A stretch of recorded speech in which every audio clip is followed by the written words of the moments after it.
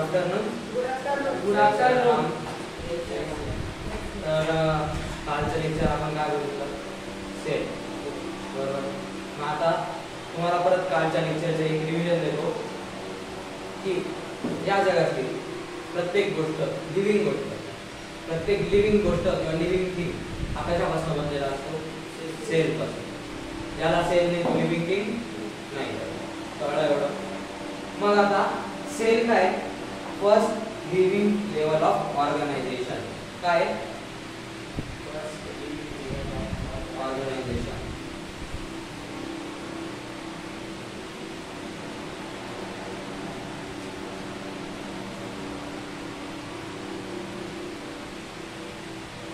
First living level of organization कोण? Sale.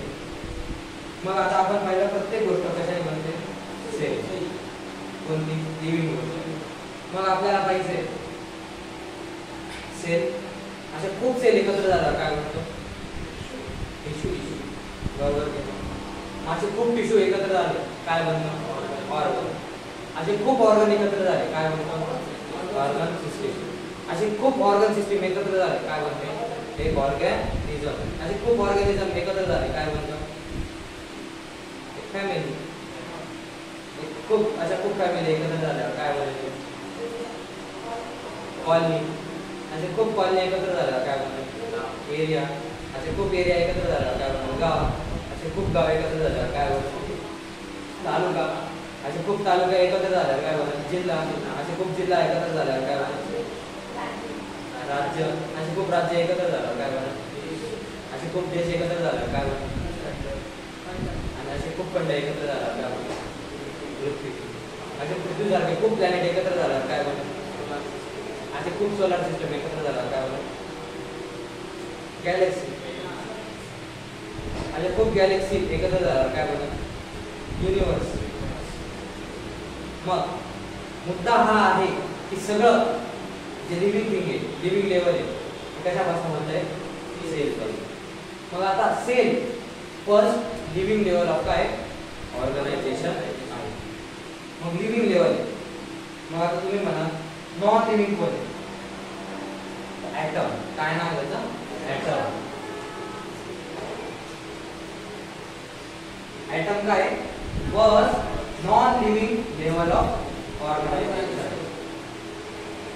या जगातली प्रत्येक गोष्ट लिव्हिंग असो, नॉन लिव्हिंग असो, जिवंत असो, मेलेली असो, उडत असो, खाली असो, जमिनीवर असो, पाण्यात असो, कशातही असो किंवा पाणी स्वतः असो, कशाने बनतं? बिगर ॲटमची कोणतीच गोष्ट बनलेली नाही. असे खूप ॲटम एकत्र आले तर काय बनल? काय बनल? पटकन. ॲटम. ॲटम नंतर मॉलिक्यूल. काय? असे खूप मॉलिक्यूल एकत्र झाल्यानंतर काय बनल? सेल. बोल ना, कॉन्फिडन्स ठेवायचा. चुकलं तर चुकलं, इतका कॉन्फिडन्स ठेवायचा ना समोरच्याला वाटलं पाहिजे बरोबर आहे. सेल. काय?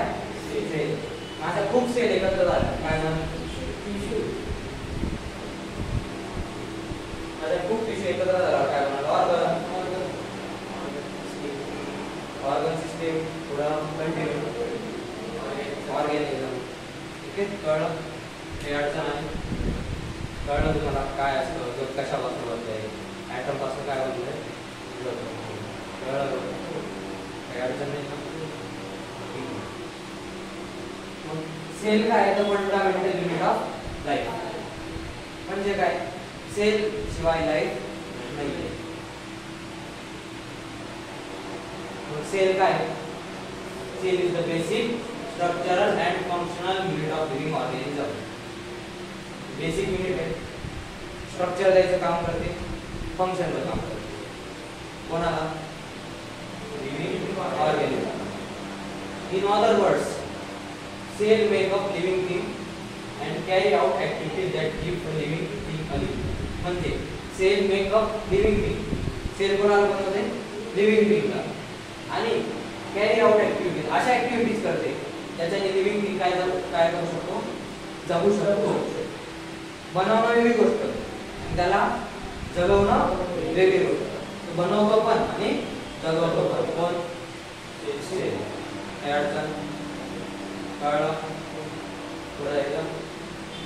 मग आता आपण पाहिलं an organism that is made up of only one cell. एक सेल ने बनला है तो कोणता राहील? Unicellular organism. जो एक सेल ने बनला आहे तो काय राहील? Unicellular organism. कळलं? तुम्ही म्हणणार सेलचा अशा खूप सारे युनिट्स होतो, मग एक ऑर्गॅनिझम तयार होतो, ऑर्गन सिस्टीम. पण एक सेल पण जगू शकते, त्याचं जगायचं काम करू शकते. मग आता कोण आहेत ते? युग्लिना, पॅरामोशियम, यीस्ट. एक आहे युनिसेल्युलर ऑर्गॅनिझम. एकच सेल सगळं पाहते. एकच सेल डायलेशन करून टाकते, एकच सेल एक्सक्रीशन करून टाकते, एकच सेल सगळं करून टाकते, एकच सेल मुवमेंट करून टाकते. याला वेगवेगळे काय नाही, सेल अजून नाही, एकच सेल सगळे काम कोण करते? एकच सेल. कळलं? Example euglena, paramecium, yeast. Multicellular म्हणजे ज्याला एकपेक्षा जास्त cell. an organism that is made up of more than one cell is called as multicellular organism. एकपेक्षा जास्त सेल बनला म्हणजे तो काय झाला? Multicellular organism. मग एक्झाम्पल काय? Plant, animal, fungus. हे काय? मल्टीसेल्युलर. येतंय लक्षात? नक्की काय अडचण? नक्की. मग आता साईज कशा असतात सेल? मी म्हटलं सेल साईज कशा असतात? या जगातली सगळ्यात स्मॉलेस्ट सेल कोण आहे माहिती का? मायक्रोप्लाझ्मा.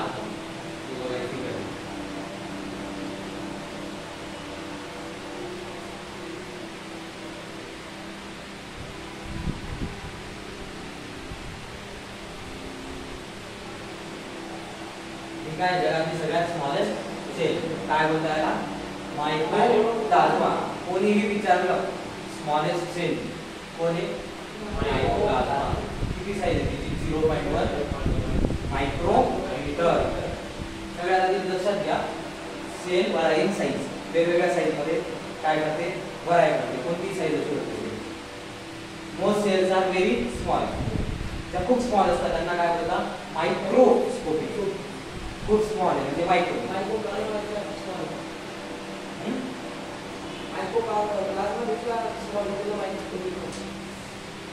मायक्रोप्लाझ्मा काय? Smallest sale.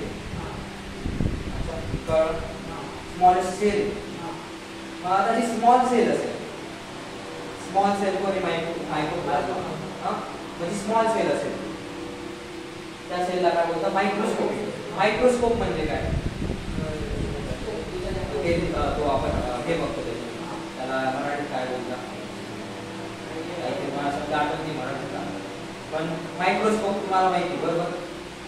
म्हणजे फक्त मायक्रोस्कोप मध्ये दिसू शकते, उघड्या डोळ्यांना दिसू शकत नाही. अशा सेलला काय बोलतात? Microscopic sale. सिंपल एकदम. जे फक्त मायक्रोस्कोप मध्ये दिसू शकतं ते मायक्रोस्कोप. जे उघड्या डोळ्यांना दिसू शकत नाही ते मॅक्रोस्कोप. मायक्रो म्हणजे काय? बारीक. मॅक्रो म्हणजे काय? मोठा, लार्ज.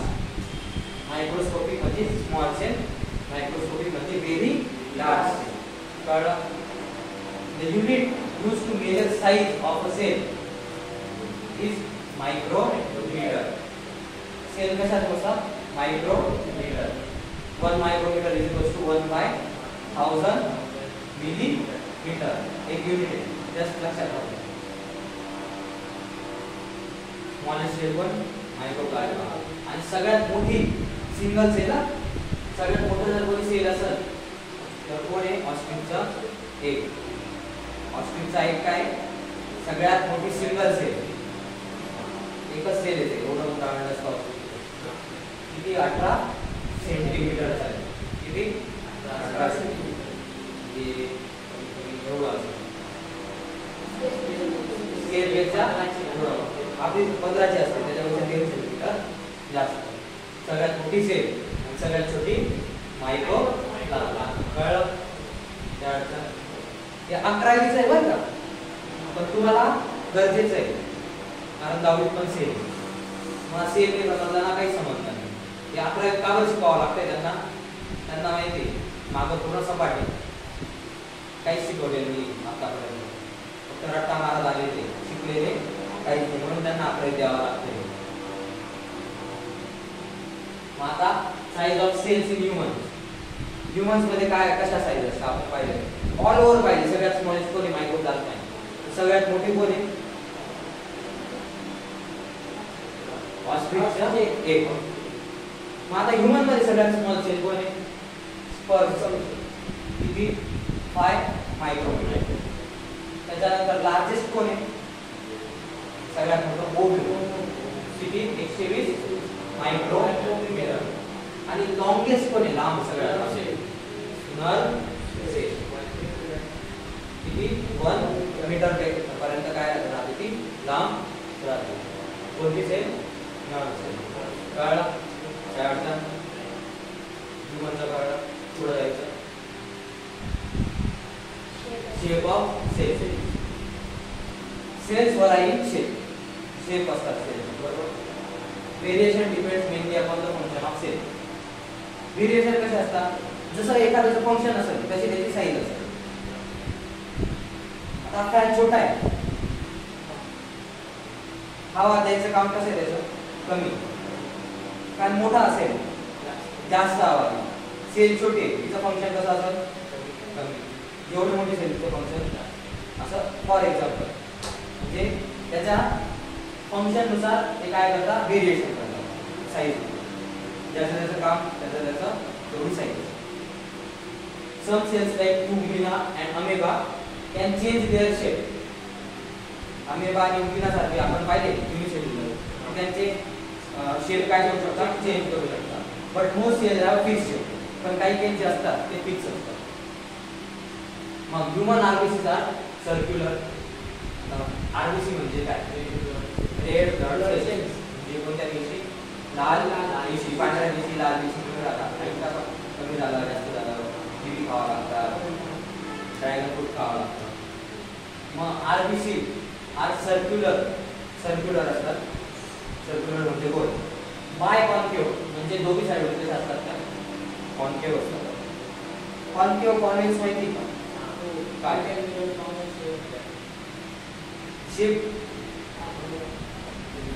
कॉन्केव म्हणजे काय तुमचा गाडीचा आरसा आहे गाडीचा आरसा तर तो असा बाहेरच्या साईडने असा फुललेला असतो. इथून तुम्ही पाहतात बरोबर ही बॅक साईड ही फ्रंट साईड आहे. इथून तुमचं तोंड दिसणार. जर हा असा फुललेला असता तर हा कोणता मिरर झाला कॉन्व्हेक्स. आणि जर असा असता मध्ये पेट असता कॉन्केव. हे शेप्स पण असतात. मग आरबीसीचा शेप कसा आहे कॉन्केव. बघा दिसतंय का असं मध्ये दिसतंय. बाय कॉन्केव म्हणजे दोघी साईड मध्ये दिसतंय. ओके मग आरबीसीचा शेप कसा सर्क्युलर हे गोल आहे. बाय कॉन्केव और easy passage through human capillaries. का बरं आहे नसांमधून आपले कॅपिलरीज असतात बरोबर. शिरांमधून आपल्याला एकदम फास्ट ट्रान्सफर व्हायला पाहिजे त्याच्यामुळे त्यांचा शेप असा आहे. Nerve cells are branch conduct impulses from one point to another. Nerve cell काय ब्रांच आहे खांदे आहे. एवढं जास्त लक्ष नका देऊ सिंपल बरोबर लक्ष द्या. खांदे आहे बस एवढं लक्षात ठेवा. Human WBC white blood cells can change their shape. White blood cell कोणत्या पांढऱ्या पेशी त्यांचा शेप काय करू शकता चेंज करू शकता. Killing of the micro organism that enter the body. म्हणजे एखादा मायक्रो ऑर्गॅनिझम आला बॉडी व्हायरसेस किंवा काही आले तर हे काय करून देतात त्यांना गिळून देतात.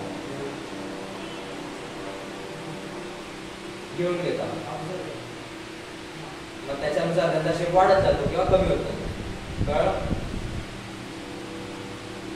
आता structure. The detailed structure of cells has been studied under compound microscope and electron microscope. पूर्ण डिटेल स्ट्रक्चर आहे सेल्सचं ते कशात पाहायला भेटेल आपल्याला कंपाऊंड मायक्रोस्कोप किंवा electron microscope. Certain structure can be seen only under an electron microscope. हा मागचं स्ट्रक्चर काय आहे ते कशात दिसू शकतं फक्त इलेक्ट्रॉन मायक्रोस्कोप कंपाऊंड मध्ये दिसू शकतात. The structure of cell as seen under an electron microscope is called ultrastructure. जे इलेक्ट्रॉन मायक्रोस्कोप मध्ये पाहिलेलं स्ट्रक्चर आहे त्या स्ट्रक्चरला काय बोलतो आपण अल्ट्रास्ट्रक्चर. जास्त लोड घेऊ नका नाही समजलं तुला चालेल. ॲडव्हान्स स्टार्ट कंपाऊंड मायक्रोस्कोप किती मॅग्निट्यूड असतं 2000x आणि इलेक्ट्रॉन मायक्रोस्कोप किती आहे 500x. किती फरक आहे बघा कंपाऊंड आणि इलेक्ट्रॉन.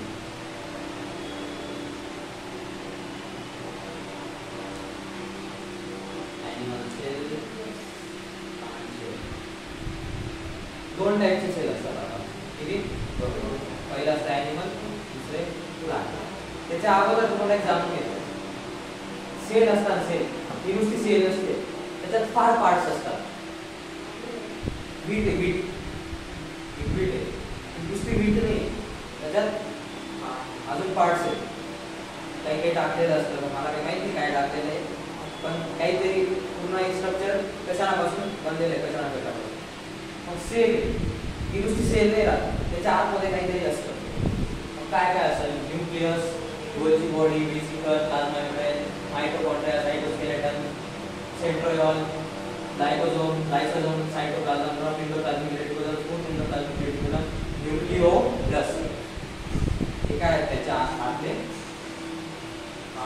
पार्ट्स आहेत. ओके मग ही काय ॲनिमल सेल अशी दिसते. जरा काय असते ती ॲनिमल सेल आणि प्लांट सेल कशा असतात कॉम्प्लेक्स असतात. दोन टाइपचे मेन टाइप्स असतात सेल किती दोन. पहिलं आहे प्रोकॅरियोटिक आणि दुसरं आहे यूकॅरियोटिक.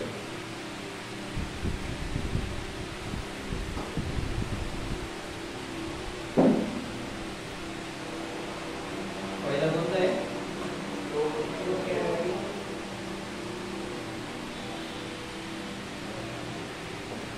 प्रोकॅरियोटिक आणि दुसरं कोणतं आहे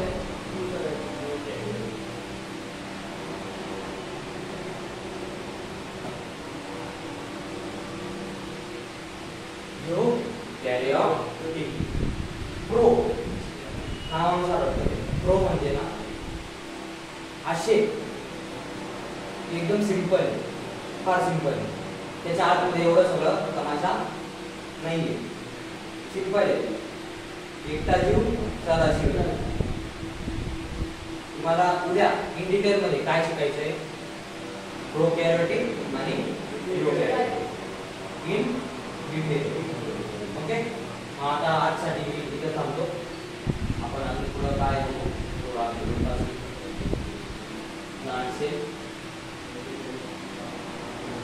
प्लांट ॲनिमल सेल म्हणजे जे ॲनिमल मध्ये सेल असते ती ऐका जरा.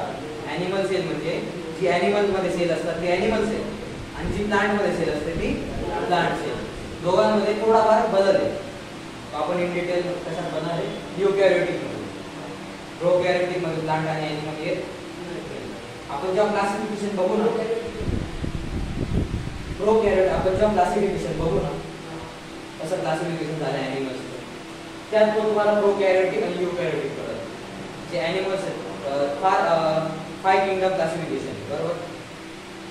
Protozoa monera kingdom plantae animal kingdom animalia असे काय 5 आहेत बरोबर. किंगडम म्हणजे असे 5 आहेत. मग त्याच्यानुसार जो पहिला आहे तो मला इथं रिवाइज करावा लागेल आठवत नाही. तो पहिला किंगडम आहे पहिलं क्लासिफिकेशन आहे. सगळ्यात म्हणजे पृथ्वीवर सगळ्यात पहिले जो ॲनिमल आला होता पहिला लिव्हिंग ॲनिमल आला होता त्याची सेल कोणती होती प्रोकॅरियोटिक. पृथ्वीवर फर्स्ट ॲनिमल जो आला होता लिव्हिंग त्याची सेल काय होती प्रोकॅरियोटिक. नंतर तो डेव्हलप होत गेला त्याच्यानंतर काय झालं यूकॅरियोटिक. प्रोकॅरियोटिक मध्ये एवढं सामान नव्हतं. आपण सुरुवातीला एखाद्या नवीन सिटीत घर घेतो नवीन येतो आपण तर आपला एक साधा रूम असतो बेड असतो जास्त सामान असतं का तसं प्रोकॅरियोटिक काय आला पृथ्वीवर आला पहिल्यांदा त्याची सेल होती. जास्त काही त्यांनी बोझ घेतला नाही, आपल्याला जगता येईल एवढं सांगण्यात आलं.